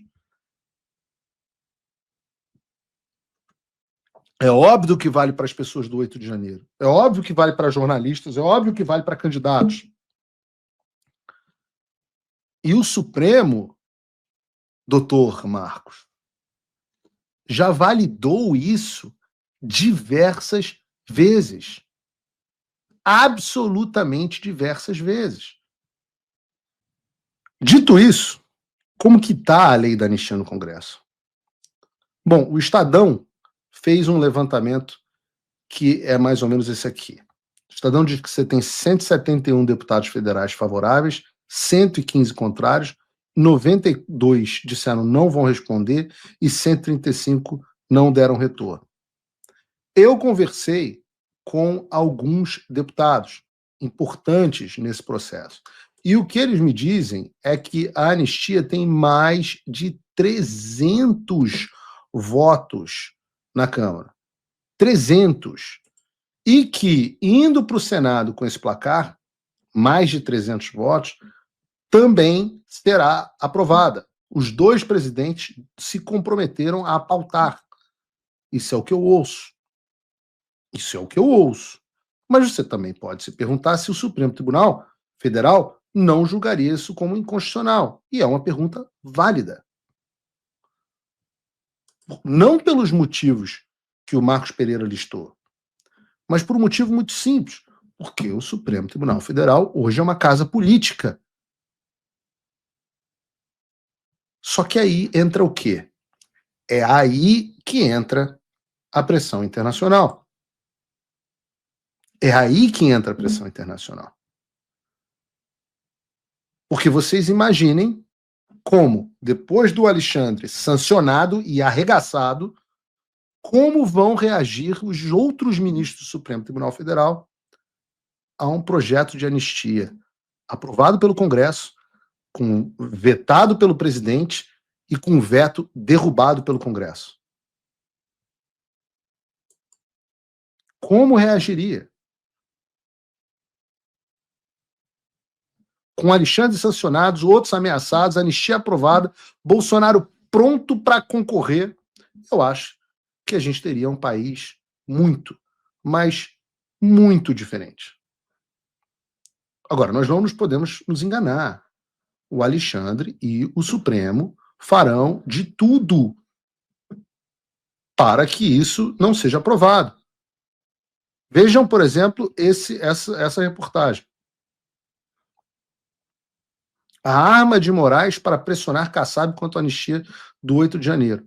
Relator do inquérito do golpe no STF, o ministro Alexandre de Moraes tem em mãos uma nova arma para pressionar Gilberto Kassab a não apoiar o projeto de anistia aos condenados do 8 de janeiro.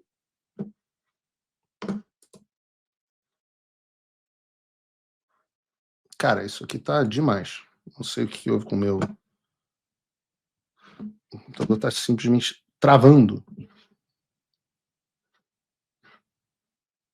Aí. No dia 19 de março, Moraes ordenou que uma investigação contra Kassab por corrupção passiva, Caixa 2 e lavagem de dinheiro oriunda da Lava Jato retornasse para o STF a fim de ser relatada novamente pelo ministro.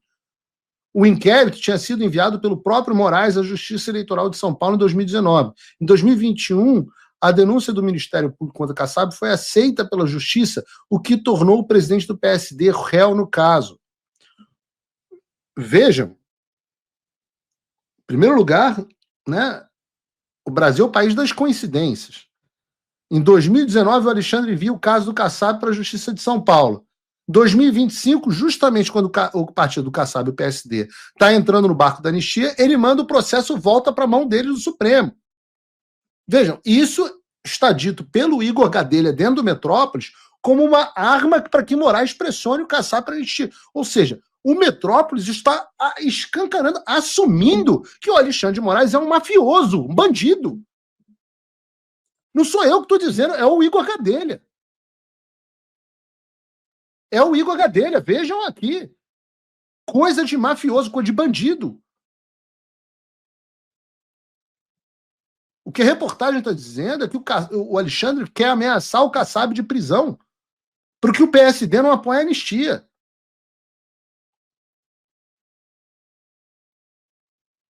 Juiz, bandido, gangster governamental, como diz o Kash Patel, diretor do FBI atual.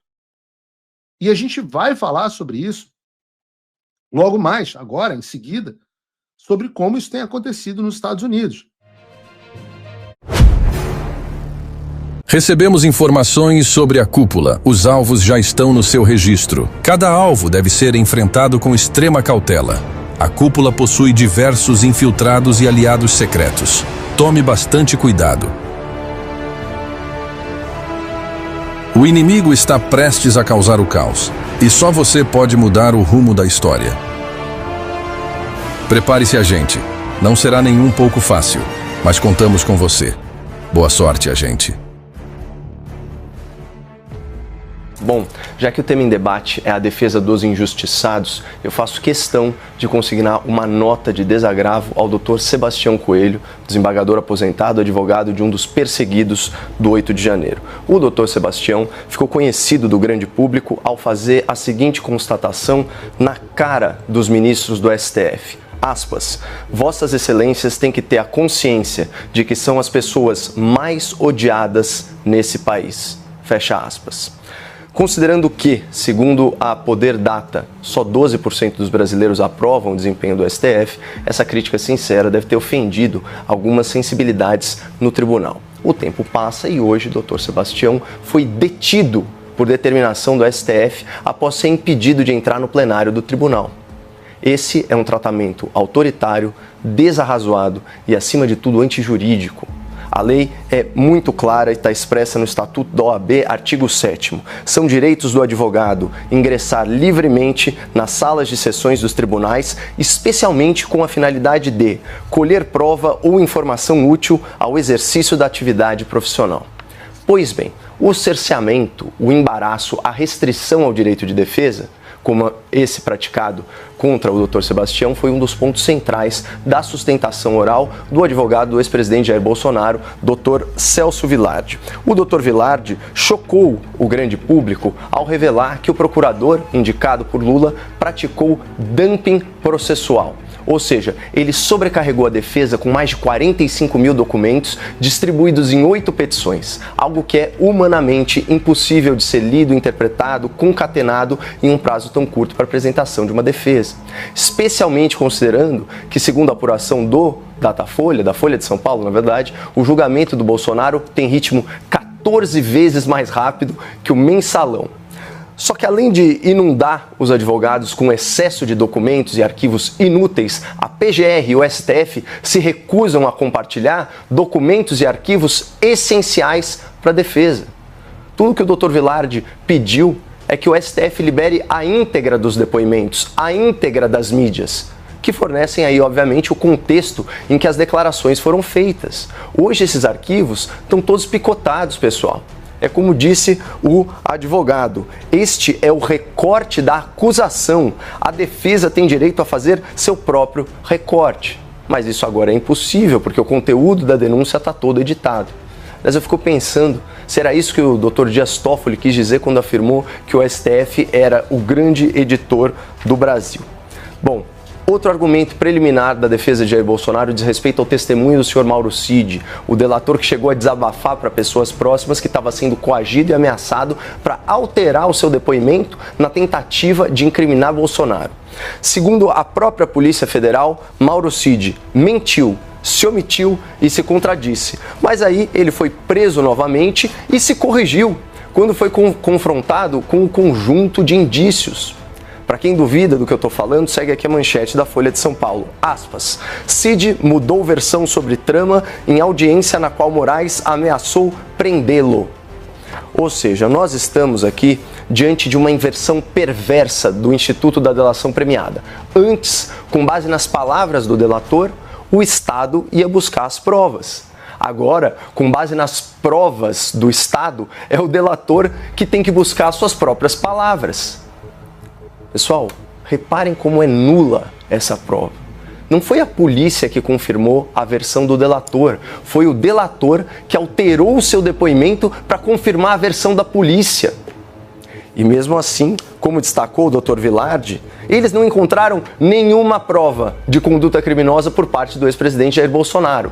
Nenhuma mensagem nos seus dispositivos eletrônicos ou na sua nuvem, nenhum documento na sua posse, nem mesmo uma única conexão entre Jair Bolsonaro e os atos de 8 de janeiro. Talvez por isso, o procurador escolhido pelo Lula tenha optado por costurar uma narrativa repleta de suposições e acusações sem prova, ou acusações que contrariam as provas colhidas. E mais uma vez, se você não acredita em mim, então acredite nas manchetes da Folha de São Paulo. PGR omitiu falas de Mauro Cid que contrastam contradizem denúncia contra Bolsonaro. PGR turbina acusação contra Bolsonaro com conclusões que nem mesmo a Polícia Federal bancou. Cid, o delator, e militares contestam em depoimento teor de reunião de oficiais denunciada pela PGR. E, finalmente, Bolsonaro aceitou matar Lula, diz PGR, sem comprovar. Portanto, Basília, a resposta para a questão em debate é sim. O objetivo do dia foi alcançado. Os advogados dos perseguidos do 8 de janeiro expuseram os métodos arbitrários da PGR e do STF para condenar os seus adversários políticos. Que métodos são esses? Mudanças casuístas de jurisprudência, formação de um tribunal de exceção, produção de provas sob coação e ameaça e, como eu disse lá no começo, cerceamento de defesa. O julgamento de Jair Bolsonaro é uma farsa, cujo desfecho já é conhecido por todos que têm olhos para ver e ouvidos para escutar. O ex-presidente Jair Bolsonaro será condenado por juízes que não poderiam julgá-lo e será preso por crimes que não cometeu. A gravidade dessa fraude está expressa muito bem em Provérbios 17:15. Há duas injustiças que o Senhor abomina: que o inocente seja condenado e que o culpado seja colocado em plena liberdade como se fosse justo. É exatamente o que nós testemunhamos no Brasil atual. Enquanto centenas de inocentes são presos, dezenas de culpados são libertados para voltar à cena do crime. Essa justiça que mantém presos manifestantes e pequenos vândalos, mas solta traficantes e grandes corruptos, não aborrece apenas Deus, como ensina aqui a Bíblia. Ela decepciona o povo. Poder 360, dezembro de 2024. A avaliação positiva do STF cai de 31% para 12% em 2 anos. Queda coincidiu com a chegada de Lula ao Planalto e com recrudescimento contra pessoas acusadas de golpe. Ou seja, a volta do Lula à cena do crime e a perseguição aos manifestantes do 8 de janeiro fizeram com que apenas 1 em cada 10 brasileiros aprove o desempenho da nossa Suprema Corte. Acontece que, mesmo diante de tamanha impopularidade, os ministros insistem em atropelar a justiça. Folha de São Paulo, 22 de março. Trama golpista no STF tem ritmo 14 vezes mais rápido que mensalão. Tribunal tenta evitar que Bolsonaro seja julgado em 2026. Olha, se o objetivo declarado do tribunal é de natureza eleitoral, é melhor eles correrem mesmo. Vejam isso aqui, UOL Notícias, também do Grupo Folha, 18 de fevereiro. Mesmo inelegível, Bolsonaro venceria Lula no primeiro e segundo turnos. Percebam que quanto mais o STF avança na sua farsa sobre o golpe, maior a popularidade de Bolsonaro e menor o prestígio do tribunal. Portanto, respondendo à pergunta aqui em debate, os números revelam que Jair Bolsonaro, enquanto candidato, é uma figura antifrágil. Quanto mais ele é atacado injustamente pelo Supremo, mais ele se fortalece eleitoralmente perante o povo. Então, ao invés de suspeito, Jair Bolsonaro é visto como inocente. Ao invés de agressor, o Jair Bolsonaro é visto como vítima. Ao invés de réu, Jair Bolsonaro é visto como perseguido. E ao invés de condenado pela justiça, Jair Bolsonaro será injustiçado pelo STF. E assim que for proferida a sua sentença, assim que for decretada a sua ordem de prisão, ele vai se tornar um mártir da liberdade, condenado aí por um verdadeiro tribunal de exceção.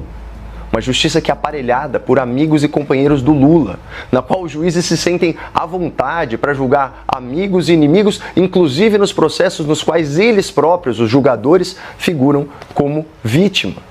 Uma justiça que censura os seus adversários políticos, que prende manifestantes pacíficos sem julgamento, que tira redes sociais do ar e que atua politicamente para impedir a vitória eleitoral dos seus desafetos.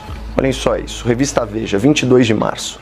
Bolsonaro não será anistiado, garantem ministros do STF. Magistrados montaram arsenal para derrubar eventual benefício ao ex-presidente. Ou seja, mesmo antes, pessoal, da denúncia ser recebida pelo tribunal, como disse a Basília, e do projeto da anistia ser votado no Congresso, os ministros estão escancarando o seu voto, eles estão pressionando os parlamentares e eles estão se articulando entre si para violar as prerrogativas dos outros poderes. É muita injustiça e isso, sem dúvida, fortalece o injustiçado, seja eleitoralmente, seja espiritualmente. Sinceramente, fica difícil de entender. Mas eu acho que eu saquei qual que é a estratégia do STF e do PGR. Saiu essa matéria. PGR pede para arquivar caso do cartão de vacina do Bolsonaro. Foi por causa dessa investigação que eles prenderam o Cid, que eles pediram busca e apreensão do celular do Mauro Cid e que começou toda aquela palhaçada de busca e apreensão do Bolsonaro por causa dessa investigação, que agora está sendo arquivada por falta de provas. Vamos lá. Desde que iniciou o julgamento do Bolsonaro, a opinião pública, até de quem não gosta do Bolsonaro, é de que esse julgamento virou uma vingança, uma perseguição política, uma coisa pessoal, com inúmeras nulidades, né? Inúmeras, né? Sem ter acesso, a defesa não tendo acesso completo a todo o conteúdo que foi apreendido, o prazo para poder estipular a defesa foi absurdo, a quantidade, o dumping de evidências que deram para os advogados de defesa, o Moraes, no dia do julgamento, aparecer com uma evidência, com um vídeo, o juiz apresentando um vídeo antes do julgamento, antes da voto. Isso já é uma outra nulidade, né? Esses juízes não poderiam estar julgando o Bolsonaro por questão de serem vítimas, né? Deveria estar sendo no plenário e não na primeira turma. Então, assim, cara, é muita nulidade. Então escancarou o fato de que é uma perseguição. E aí eles estão assim, pô, como é que a gente faz então para passar a mensagem de que não é uma perseguição? Já sei. Vão pegar o inquérito da vacina e vamos arquivar. Aí todo mundo vai falar assim, olha, tá vendo como não é perseguição? Eles arquivaram um inquérito do Bolsonaro. Só que qual que foi a besteira? Foi esse inquérito que iniciou tudo que acarretou no julgamento de agora. Esse foi o inquérito usado, e todo mundo sabe disso, foi usado para fazer o Fishing Expedition, busca e apreensão, celular, computador, prisões, gente, por causa de cartão de vacina falso, suposto cartão de vacina falso. Aí eles pegaram justamente o inquérito que deu início a tudo, arquivaram esse inquérito para dar a mensagem, olha, não é perseguição, tá? A gente está aqui para realmente estamos trabalhando de forma técnica e imparcial. É brincadeira, né? Uma coisa que a gente sabe é que ninguém ali é imparcial. Todo mundo ali a decisão de condenar o Bolsonaro foi tomada há 4 anos atrás. Eles estão 4 anos tentando criar um caminho para fazer isso acontecer. E agora eles querem fazer isso a todo custo, afinal de contas, Bolsonaro já está 12 pontos na frente do Lula, ano que vem já são as eleições, o Bolsonaro vence todo mundo, é perigoso o Bolsonaro vencer o Lula no primeiro turno. Sim, as últimas pesquisas mostram no primeiro turno. Então, assim, esse arquivamento, gente, é só para dar um ar de que o STF não está perseguindo o Bolsonaro. Mas esse inquérito seria arquivado de qualquer maneira porque ele nunca teve nada, nunca teve substância, nunca teve evidência. Ele foi apenas usado para fazer o Fishing Expedition, que iniciou todo o processo que acarretou no Bolsonaro, está sendo jogado agora. Então, jogada dessa galera, por exemplo, das joias. TCU falou que joias, presentes pessoais de uso pessoal não fazem parte do acervo histórico, né, do acervo presidencial. Então pode ficar com presente. Um inquérito das joias também morreu por terra ali. Todos esses inquéritos que eles criaram contra o Bolsonaro, todos foram só para fazer Fishing Expedition e colocar ele na situação que ele está agora, se defendendo num pelotão de fuzilamento, escolhidos pelo PT e por Lula, que já em diversos momentos declararam ódio ao Bolsonaro. E eles querem que o Brasil aceite isso como se fosse a instituição fazendo o entendimento dos crimes de um indivíduo. E não estas pessoas que a gente sabe quais são, o histórico de cada um, a opinião que cada um tem do Bolsonaro, tomando uma decisão de vingança, justamente para impedir que ele seja candidato no ano que vem.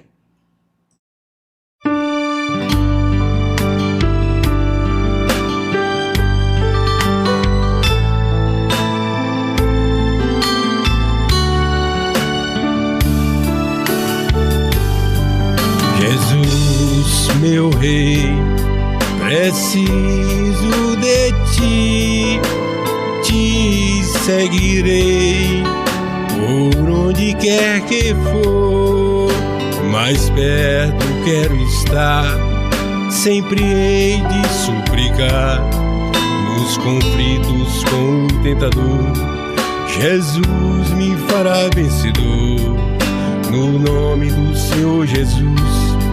o inimigo é amarrado com o poder do meu Deus, me guardando, me livrando.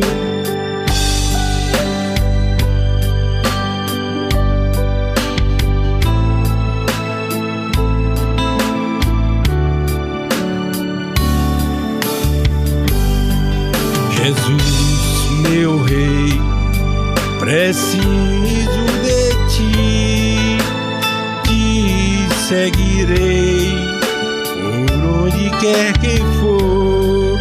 Neste mundo sem razão, só Jesus é a solução. Com toda a razão de ser, Jesus me fez renascer. Nos momentos mais incertos, quando tenho algum problema, Jesus, amigo certo, renovando minha vida. Jesus, meu Rei, preciso de ti, te seguirei por onde quer que for. Neste mundo sem razão, só Jesus é a solução. Com toda a razão de ser, Jesus me fez renascer.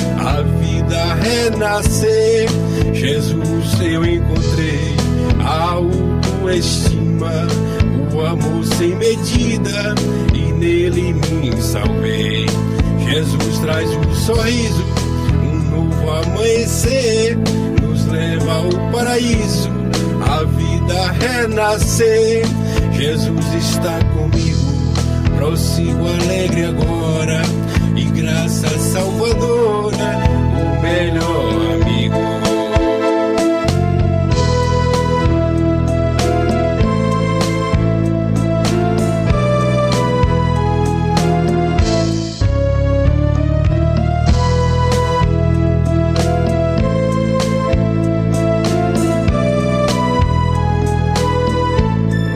Jesus traz um sorriso, um novo amanhecer, nos leva ao paraíso, a vida renascer.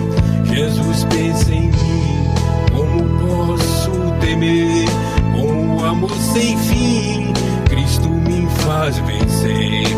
Jesus traz um sorriso, um novo amanhecer, nos leva ao paraíso, a vida renascer. Dentro do meu coração, tudo novo se tornou, um passado de aflição, novo dia raiou. Jesus traz um sorriso, um novo amanhecer, nos leva ao paraíso, a vida renascer. Novo dia raiou, a paz no coração, tudo novo se tornou, alegria e mansidão. Jesus traz um sorriso, um novo amanhecer, nos leva ao paraíso, a vida renascer. Dentro do meu coração, tudo novo se tornou, um passado de aflição, novo dia raiou.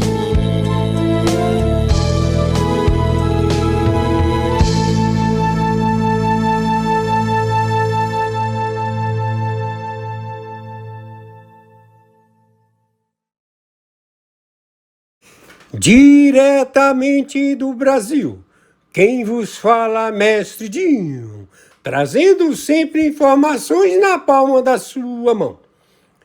E o meu convite especial, por gentileza, entra na descrição desse vídeo. Urgente! Clicar nos links abaixo. É uma surpresa e você pode ganhar muito dinheiro. Repito! Urgente! Clicar nos links abaixo. É uma surpresa e você pode ganhar muito dinheiro!